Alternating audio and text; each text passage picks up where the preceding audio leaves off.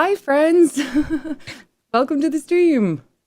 Greetings, everybody. Vault Hunters all across the 6 galaxies. Welcome to the Bordercast. We are live at our new permanent time, 12 p.m. Eastern, 9 a.m. Pacific, right here on Thursday. I'm Mitsu.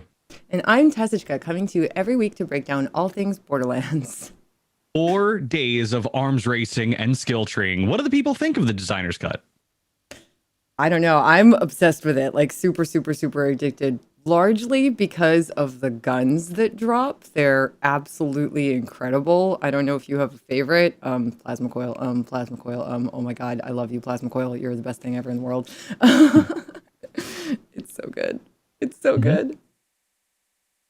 Yes, and indeed, it seems that hotfixes have also been applied, and so we're going to talk about those. It's going to be absolutely wonderful in a bit of a compressed show today, but we'll take care of that in a little bit. As always, first, we want to take a minute to thank our new listeners on iTunes, Spotify, and Stitcher, and those watching live right now on Twitch, YouTube, Facebook, Steam, or later on the VOD on YouTube. If you're enjoying the program, we would love for you to give us a big ol' like, follow, or favorite. After all, it's dangerous to go alone.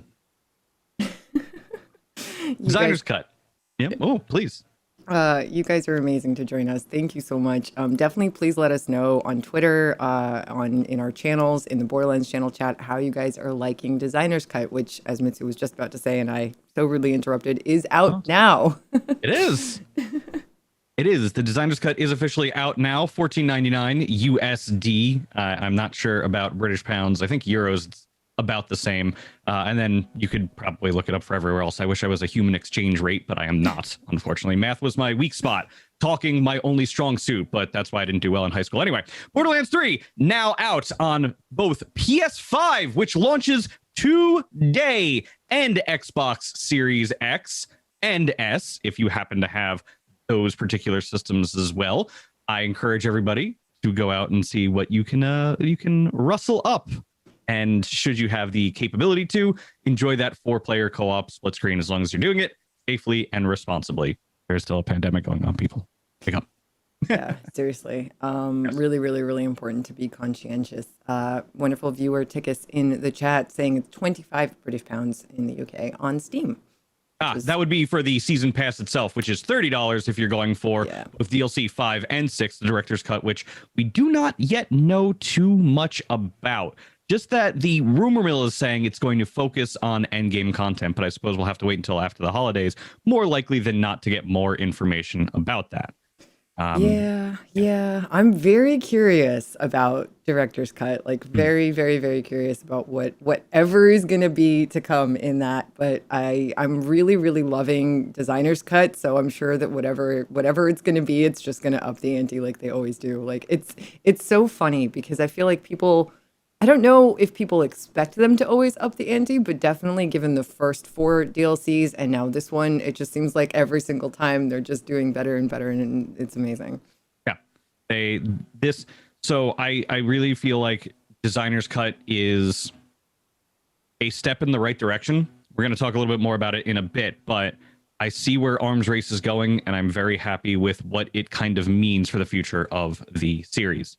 That being said, Commander Lilith in the Fight for Sanctuary, still free for a limited time, I believe, to owners on Borderlands 2 on the Switch. Make sure you take advantage of that and get it. Gives you a nice chunk of new story that can contextualize everything in the interim between the end of Borderlands 2, as this is now officially the end of Borderlands 2, and leading you into 3 as to what happened with the Vault Key, for example, on Pandora.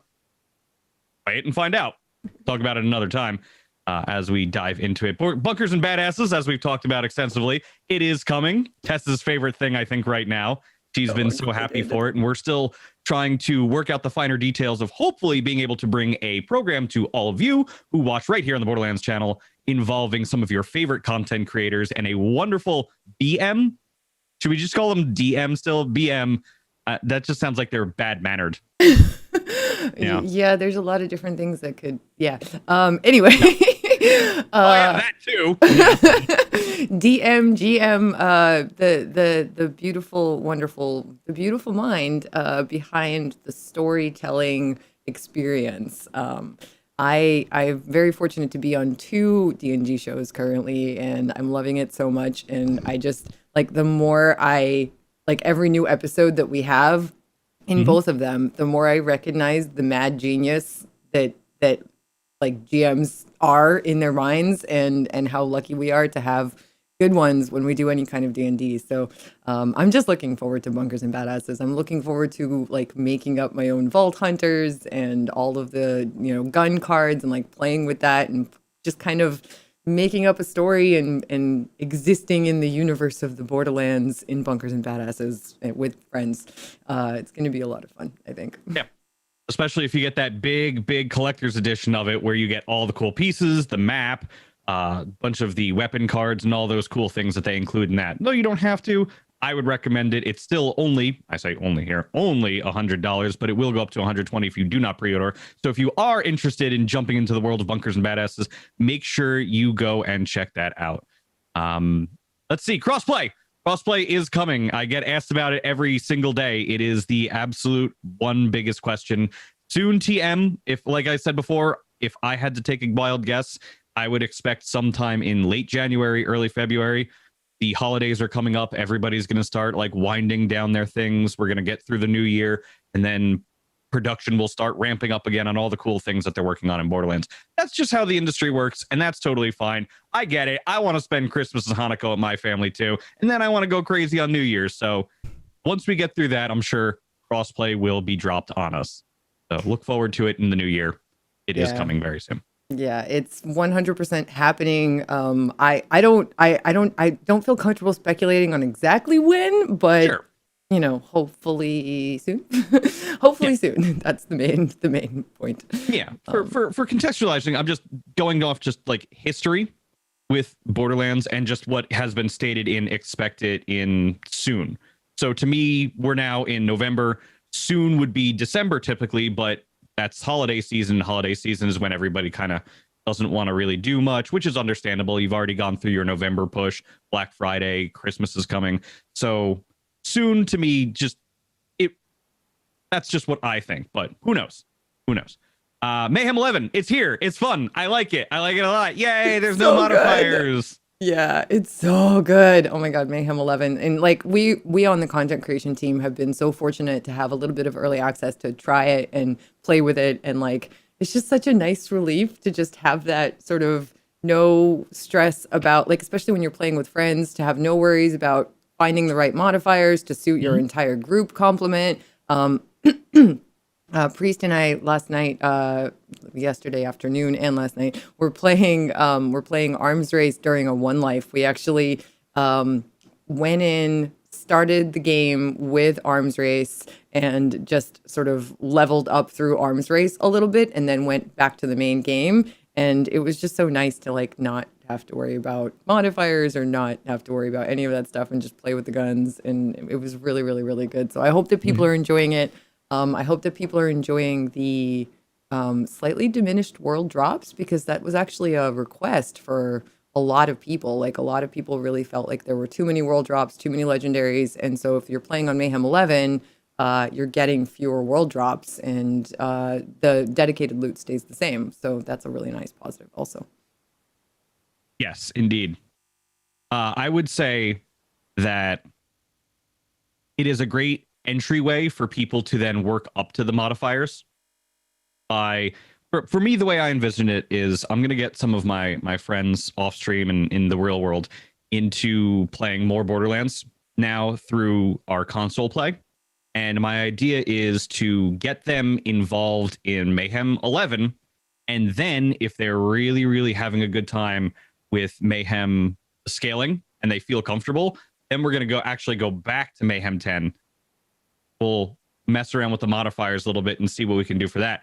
That way, if they want more comfort with those kinds of things, then they're able to play around with the modifier. And then they don't like it, we go back to 11 and we can just switch back and forth. Options are wonderful.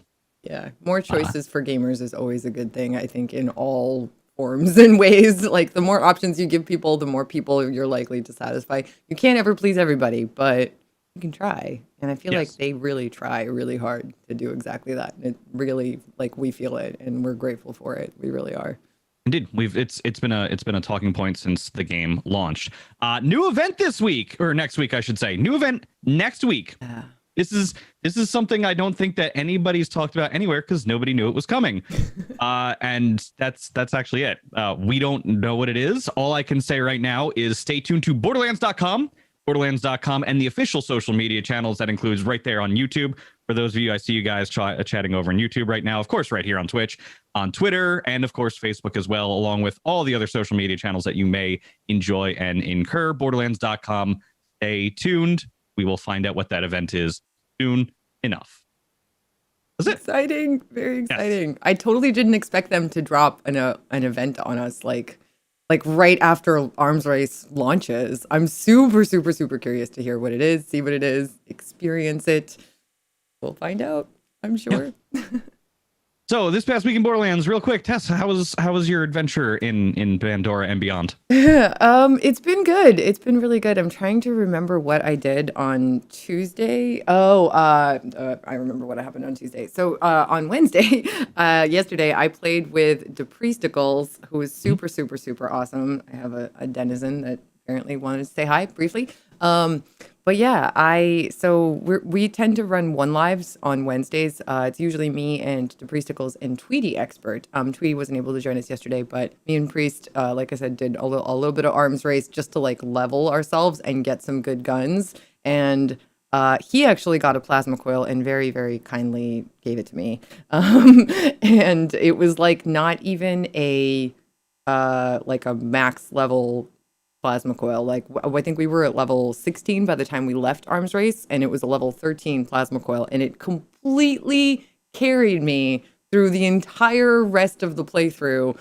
I don't think I even went. I think I went down in Arms Race, but after I got out of Arms Race and had that plasma coil, didn't go down once. That thing just decimated everything. It was amazing. It was amazing. Yeah, it's such a good gun. Oh. It's unreal. I've heard a lot of good things also about the Boogeyman. Ooh. Apparently, the Boogeyman shreds. I think I was listening to Jolt's dude talk quite a bit about how strong that gun was. I've heard Dark Army is very strong as well. Yeah.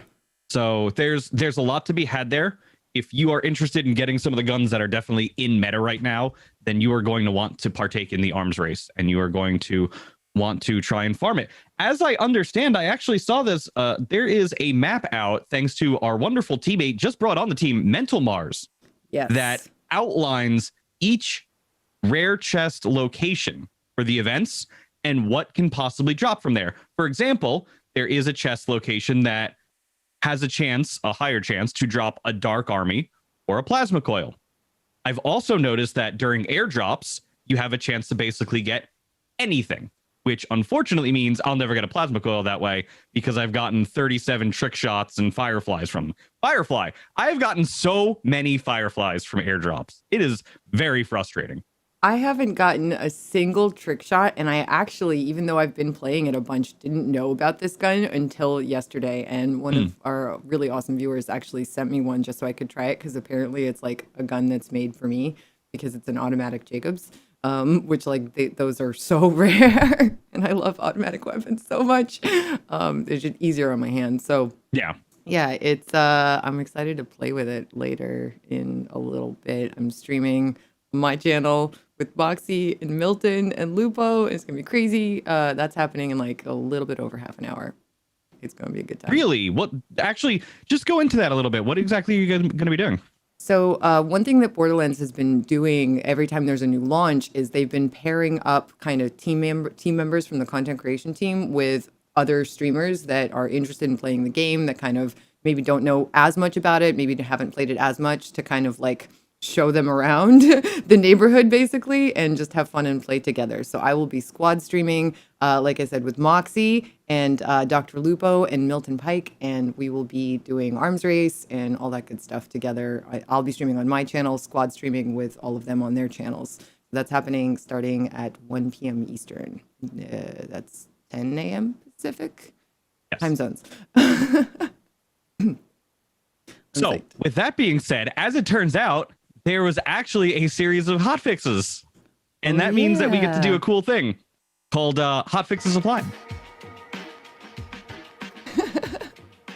There it is. I haven't heard that in forever. Yeah. All right, let's break this down because I'm very excited about this. Today the other day, Borderlands had a series of new hotfixes and patches that came alongside the support for Designer's Cut, which we've all talked about, and we will talk about a little bit more in a bit.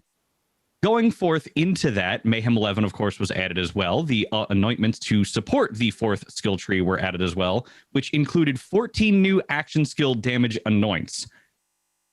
We will probably wind up talking about this in a little bit, but there has been a debate about whether or not we're a little anoint heavy once again as a result of the addition of these new anointments. And we'll get into that a little while. I don't want to sit here and not address that because that is an actual conversation that has been had.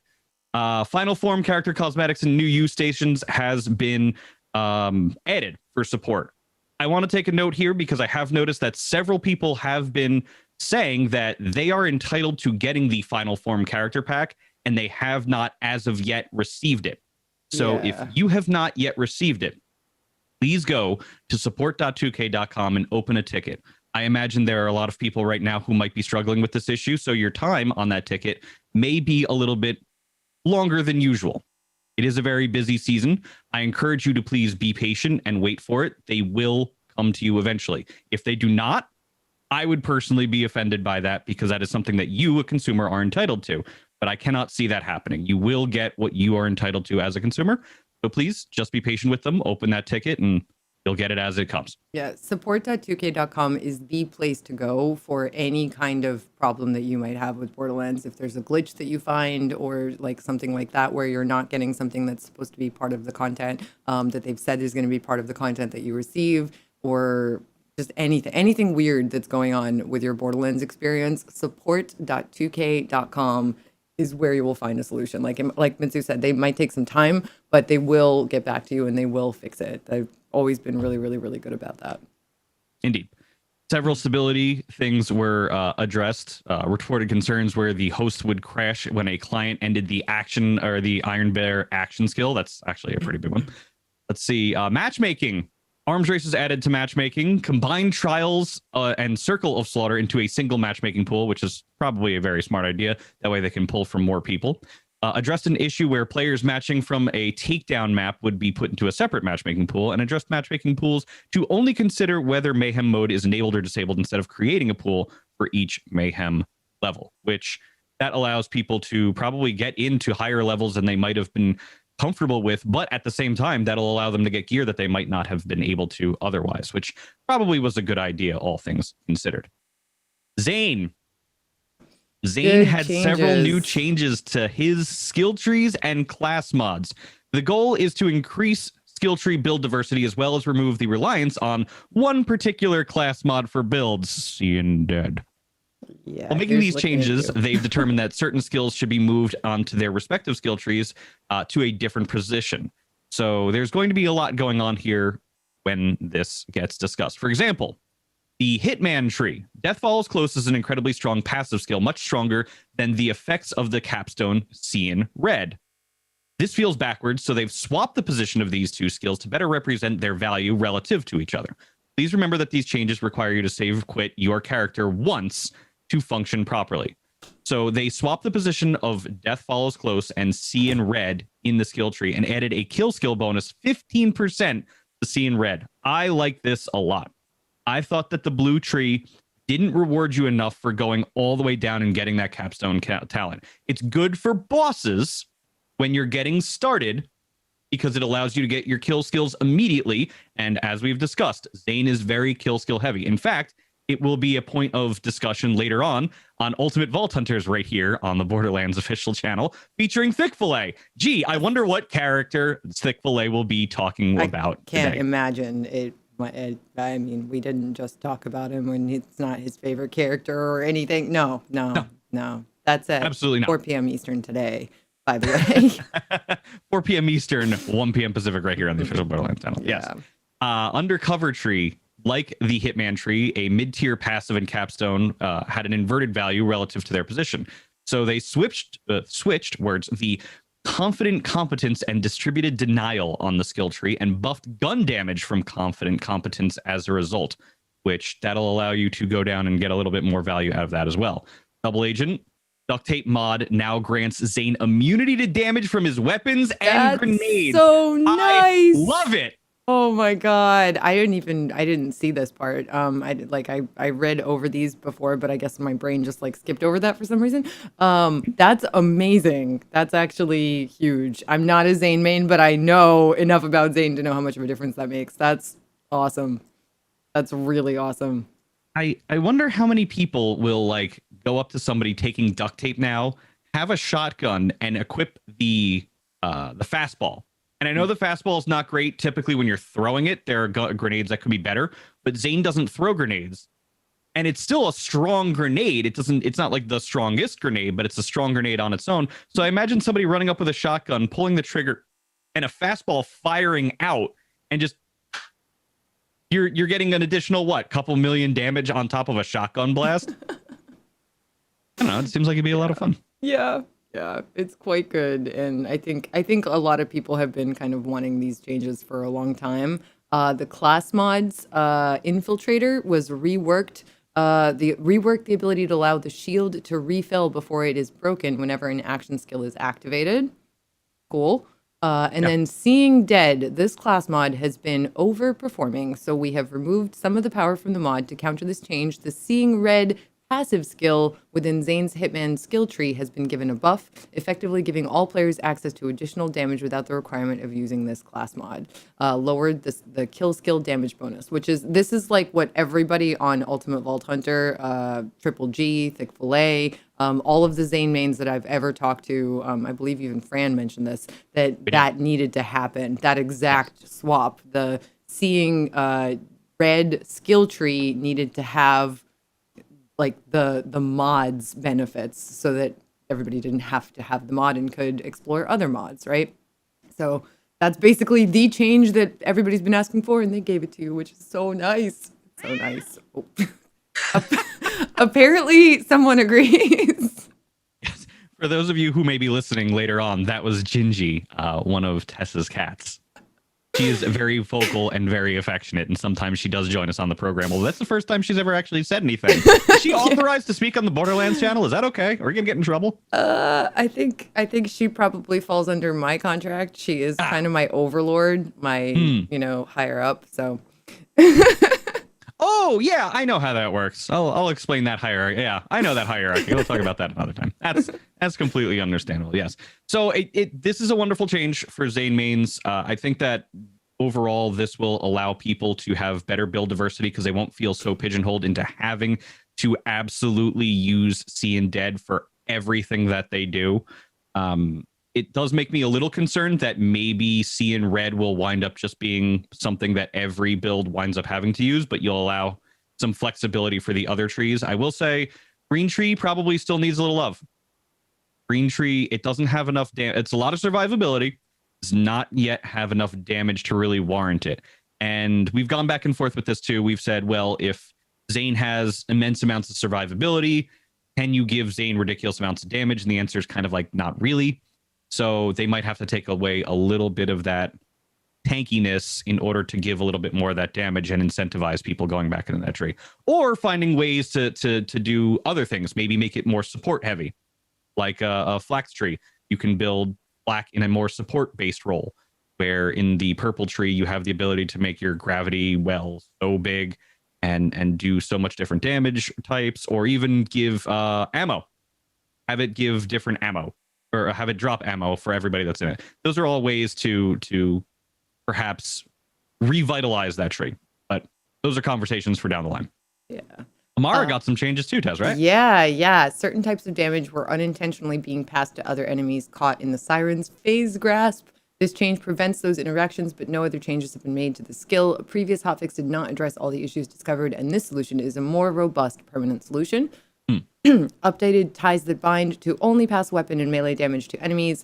Weapon anointments that increase weapon or melee damage after face slam now properly increases damage. And updated the Muse class mod to prevent double dipping on damage modifiers. So this just kind of sounds like they tweaked it a little bit so that it's not totally insane and is working as intended. So cool. I've been so loving playing with the Amara ball from the purple tree now.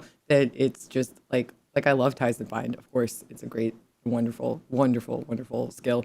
But the purple tree and that ball, man, it's so much fun. It's so much fun to play with. So I'm glad that like they're kind of evening her out, so everything is kind of viable and fun, and there isn't one super super super overpowered like sort of build type for her.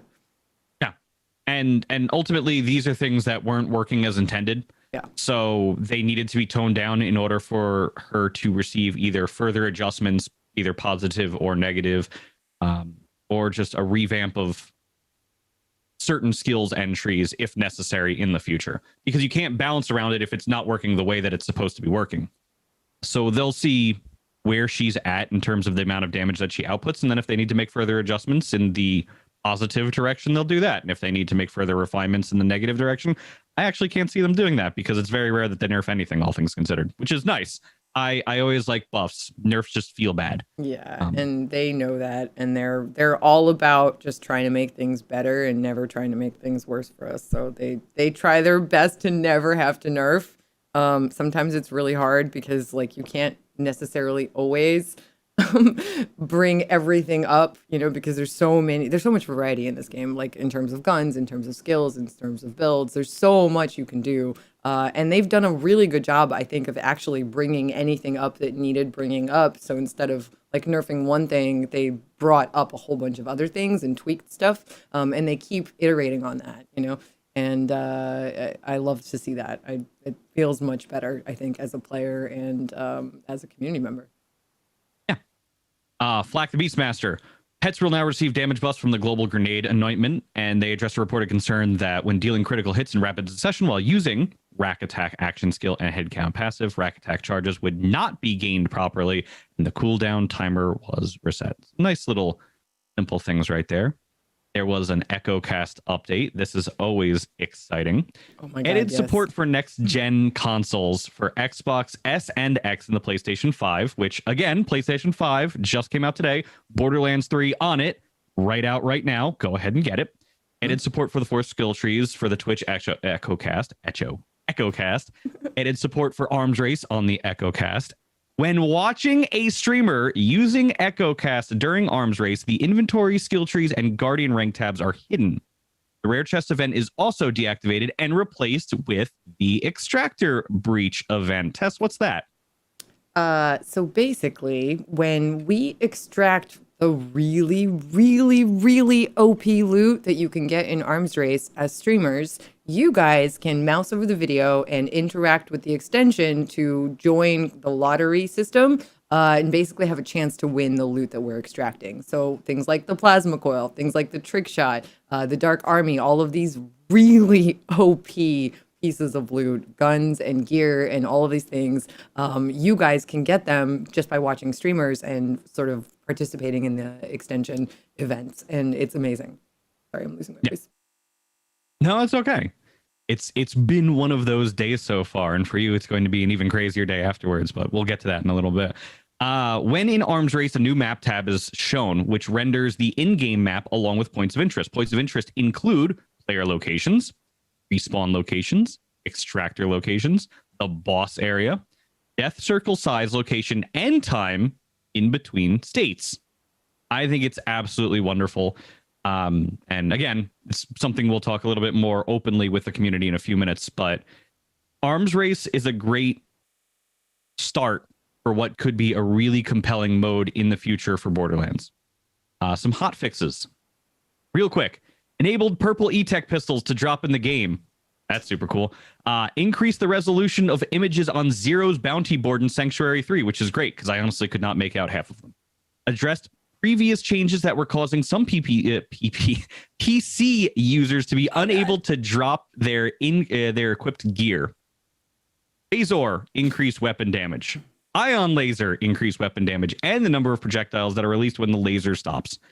increased weapon damage for the Shreddifier, the Trevinator. Yay, Trevinator! I Yes. knew it felt stronger. Yes, it's so much better. Oh my God. I'm so happy they made this change. I didn't realize it until yesterday, but I think I got one, or no, it was available in a vending machine either in Arms Race or right after we were in Arms Race with Priest. And Priest was like, "Oh, I didn't realize they had changed it." And I told him how K6 and Jolt, when we first showcased Arms Race on the Bordercast,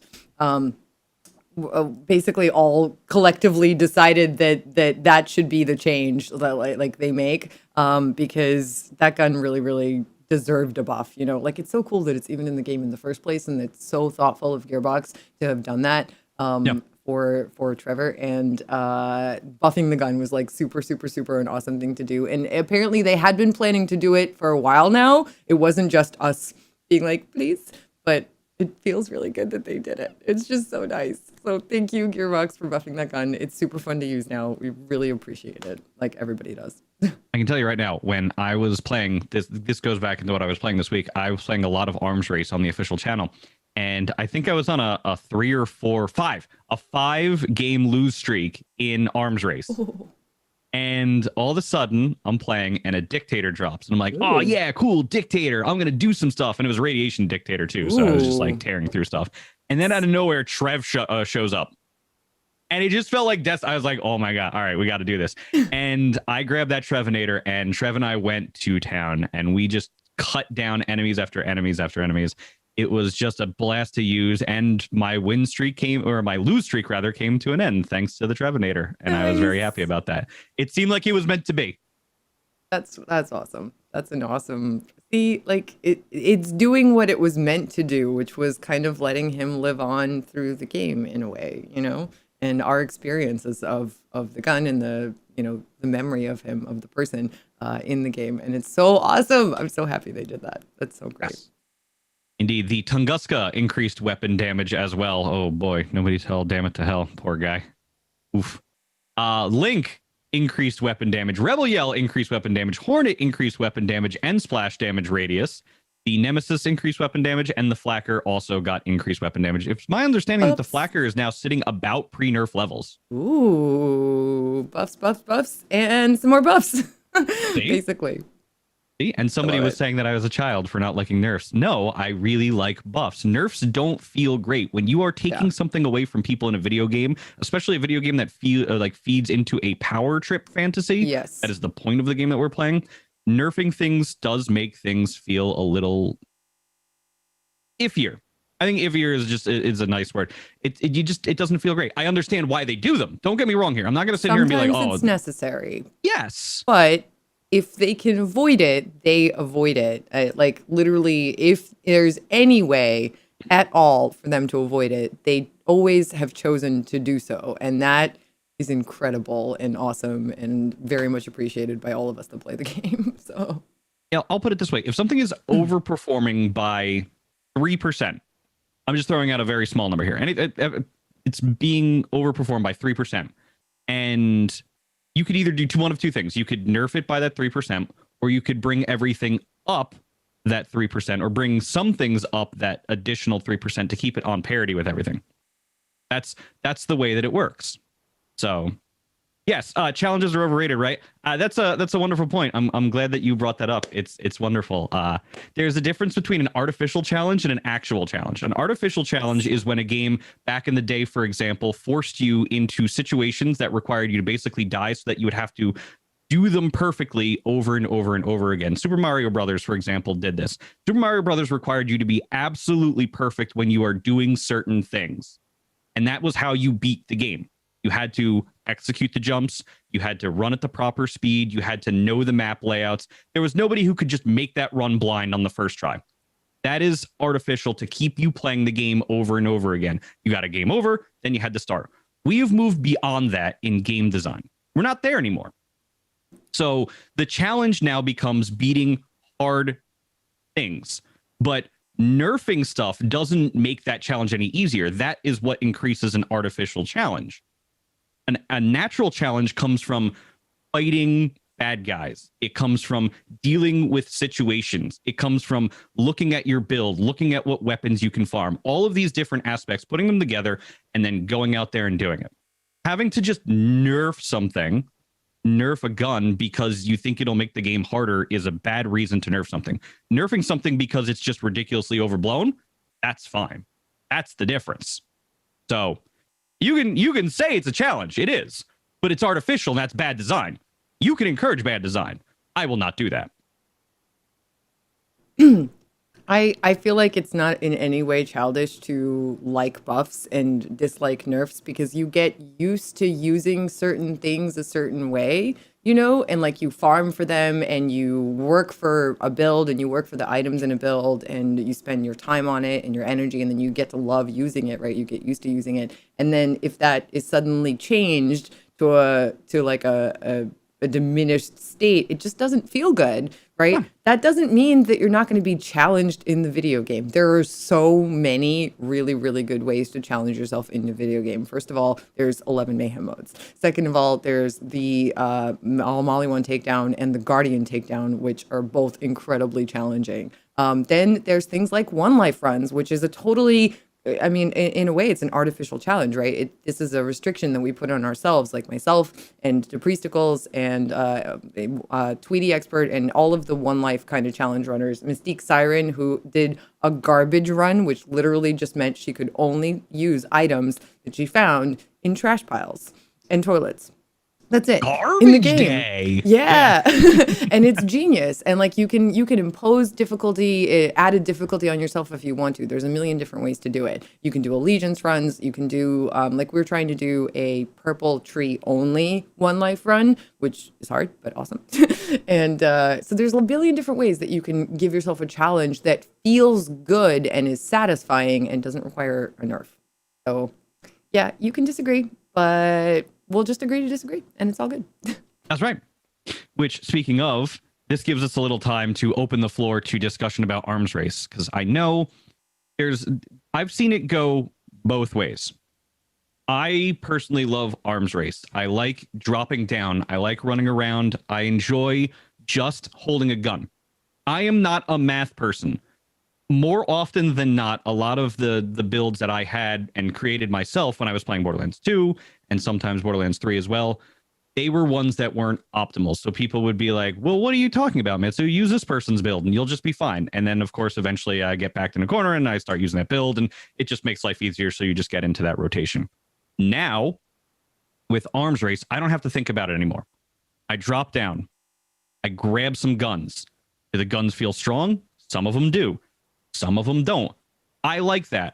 I like hiding behind cover. I like having to think, well, maybe I'm going to skip this pack right now so I can run all the way down. Or maybe I should fight this Mollywan badass enemy because sometimes they drop purple guns or purple shields, and I really need that right now. And I found that the winning strategy, I don't know if you've experienced this yet, Tess, is looking at the circle, finding whatever is the furthest room and just running for that. And going for that, and then like if you get it, you get it. And if you don't, you don't. And then you just work your way back and you see, oh, there's an airdrop here. Oh, there's a loot room here. And then working for the ones that you can get until eventually there are none left. And then you have to go and fight the boss. So I've definitely used that same strategy before, but something that seemed almost a little bit more effective to me that has kind of just happened a bunch of times is I'll drop in and I'll sort of run towards that white chest that always is there. Like if you don't see it, just look around. It's there whenever you drop in right next to you. Somewhere within your line of sight. And basically like I'll run to that and then I'll kind of head in a general direction where I see some enemies or some loot and I'll end up near a loot room and that's close by. And so I'll do that first. It's kind of been not entirely intentional, but worked out really well that like I'll go to the closest loot room. And I'm sort of still learning my way around the map because I'm bad at maps, but I kind of remember it. Now we have that super awesome graphic from Mental Mars that I will so be using all day today with the crew. And yeah, it's very like the terrain kind of leads you around to the loot rooms pretty easily. And sometimes it's better to just do the one that's closer because if you can finish it, then you'll have some really good guns and you'll be more like powerful when you get to the next one, right? So like running through to go to the farthest one, you're gonna face enemies on the way and they will chase you. So sometimes it's actually really hard to just run across the entire arms race map and go to the loot room that's really far away. Like it can work. It absolutely can work. But I found more success just going to like whatever loot room happens to be closest to where I spawn in first, and then kind of trying to venture out a little bit if I can within the storm. I agree with that immensely.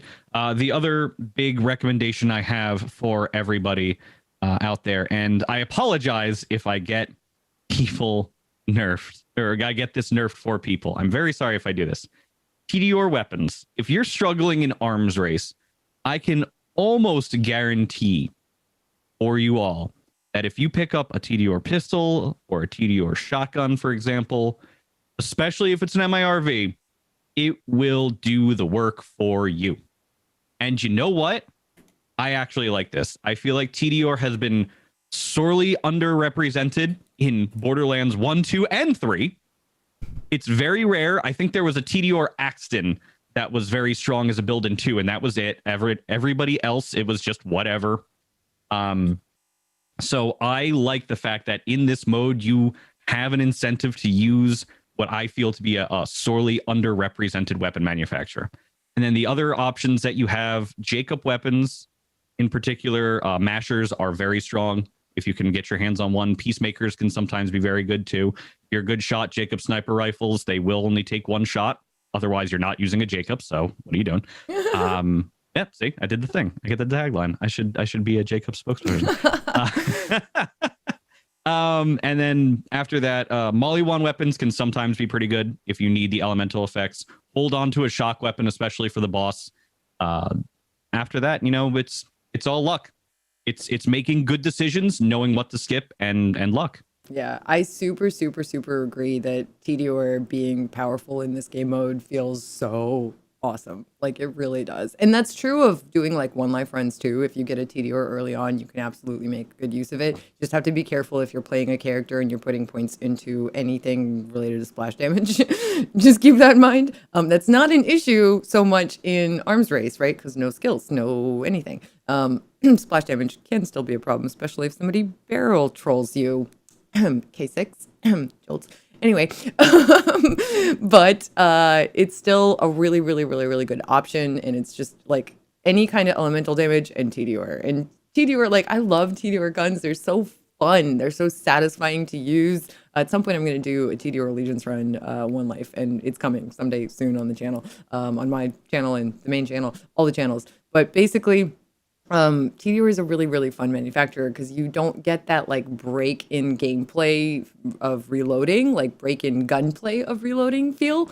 And it's just super satisfying when you, instead of reloading, you just chuck your gun and it's a grenade, or it like runs around and shoots things for you. It's so good. It's so good. And it jumps on enemies. I've seen some of them that just are like, hey, wee, and it's great because you'll have enemies behind cover. You just chuck a grenade and solve the problem. Widowmaker. Oh, I got a Widowmaker in arms race. Ooh, nice. It's so much work.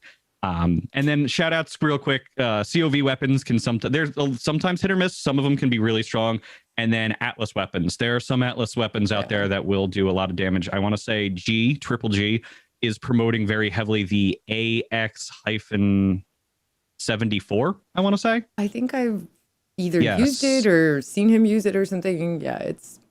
Yeah, all of those guns. There's so many good guns in this game, and now we get to like really enjoy using them, and it's wonderful. You guys, thank you so much for talking about this stuff with us. I apologize, but I have to cut us like super hard today because I have to do a thing. But we will be back next week at our new regularly scheduled time of what time of day is it? Thursday, 9 a.m. Pacific, 12 p.m. Thursday is Eastern. 12 a.m. Yes. Yeah. What is that thing that you're going to go do actually? Oh, so I will be squad streaming on my channel, twitch.tv/Tessichka, or Tessa, CHKA, if you're listening and just want to stop by later. Tess Games on Twitter. I'll be doing a squad stream with Moxie, who is amazing, and Dr. Lupo, who is also amazing, and Milton T. Pike, who, guess what, is also really amazing. These guys are super awesome, and I'm excited to play with them. It's happening in like 10 minutes, less than 10 minutes. So I gotta go. Please, Lupo's a friend of mine. Please make sure to extend a hi from both myself and Brofish. I miss Lupo a lot. I'm so excited that he's playing Borderlands. So I hope that Moxie doesn't crash his game. Yeah, Are you guys that playing happened. Arms Race? Yes. Okay. Oh, you guys, I'm gonna watch. This is gonna be so much fun. Good. It's gonna be Yeah. good. So please, twitch.tv/Tessachka, TESSACHKA. Please make sure that you tune in to that, as well as, of course, our friends Moxie, Dr. Lupo, and Milton T. Pike. We thank them for joining everybody on the show today. So yes, and for me, twitch.tv/Mitsu, MITSU, twitter.com/Mitsu show, MITSUSHOW. Yes, and stay tuned for the new event coming next week. Stay tuned to Borderlands.com, at Borderlands on Twitter, this channel right here, twitch.tv/Borderlands, the YouTube, all the channels, Facebook, everybody. Thank you for joining us. You guys are super, super, super, super awesome. If you're enjoying the show as much as we love doing it, please make sure to subscribe if you're watching on YouTube. Like if you enjoyed the show. We super appreciate likes. You guys are awesome to do that. And make sure you have notifications set up for Spotify, SoundCloud, iTunes, TuneIn, Google Music, Stitcher, and join us live on Twitch next week. And thank you. You guys are the best. Indeed. Yes. On behalf of Tess, myself, and the entire content creation team, thank you so much for joining us as you do every single week. Now go forth and make some mayhem.